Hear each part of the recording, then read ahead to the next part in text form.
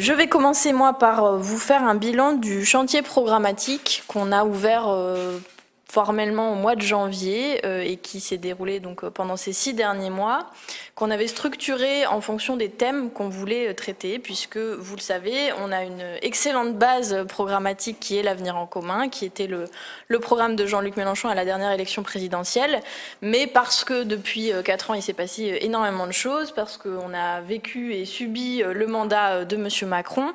il était nécessaire de le remettre à jour, de l'enrichir, et donc on s'y est attelé sérieusement avec 4 séquences principales qui ont été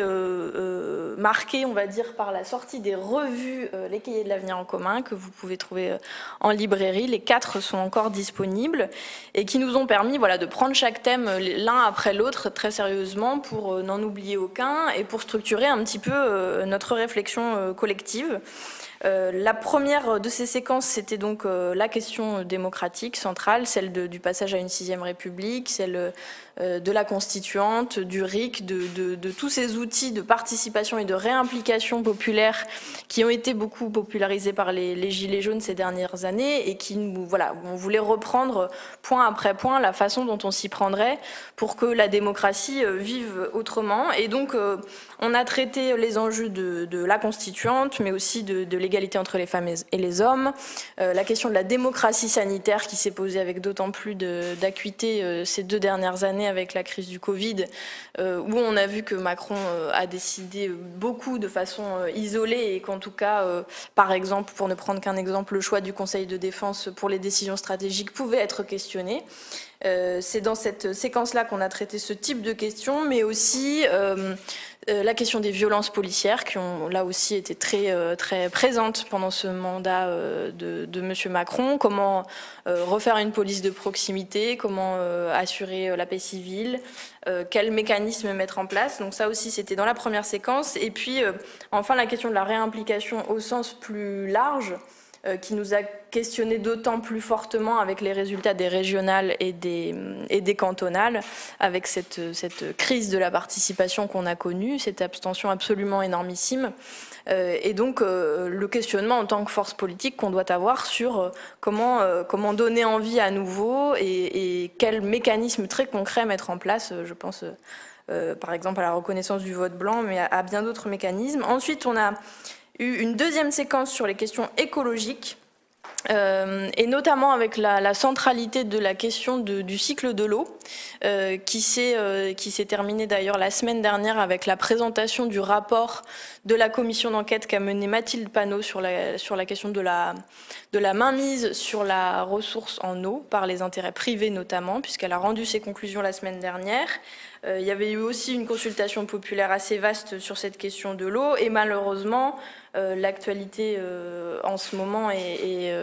dramatiquement, on va dire, très liée à cette question de l'eau avec les inondations énormes que l'on connaît en Belgique, en Allemagne, dans l'est de la France et malheureusement des catastrophes climatiques extrêmes qui sont amenées à se multiplier. Donc comment reprendre la main politiquement, comment faire la planification, comment faire la bifurcation, c'est toutes ces questions qu'on a traitées dans la deuxième séquence. Ensuite, une séquence sur les questions de progrès social et humain, de justice sociale, de partage des richesses, et notamment avec au cœur une attention toute particulière sur la question du plein emploi, avec le taux de chômage que l'on connaît aujourd'hui, avec les plus de 100 000 licenciements qui ont été faits pendant la crise sanitaire, alors même qu'on sait que c'est une logique plus profonde qui est à l'œuvre et que de toute façon les grands groupes, tant que la puissance publique ne s'interposera pas, continueront à licencier en masse les gens sans se soucier ensuite de ce qu'ils deviennent. Et donc voilà, on a pris très au sérieux cette question, avec notamment la question la proposition de la garantie d'emploi qu'on a présentée dans une des niches parlementaires du groupe cette année, et la question de la formation plus largement, etc. Ensuite, et pour finir, la séquence dans laquelle nous sommes actuellement, c'est une séquence sur l'international, puisque vous le savez, Jean-Luc Mélenchon est en déplacement au Burkina Faso en ce moment même avec Mathilde Panot et Bastien Lachaud, un déplacement avec diverses rencontres et divers thèmes, mais on voulait traiter de la question de l'international plus largement sur quelle forme de coopération, quelles nouvelles alliances, avec qui, de quelle façon, dans quelles instances internationales, etc.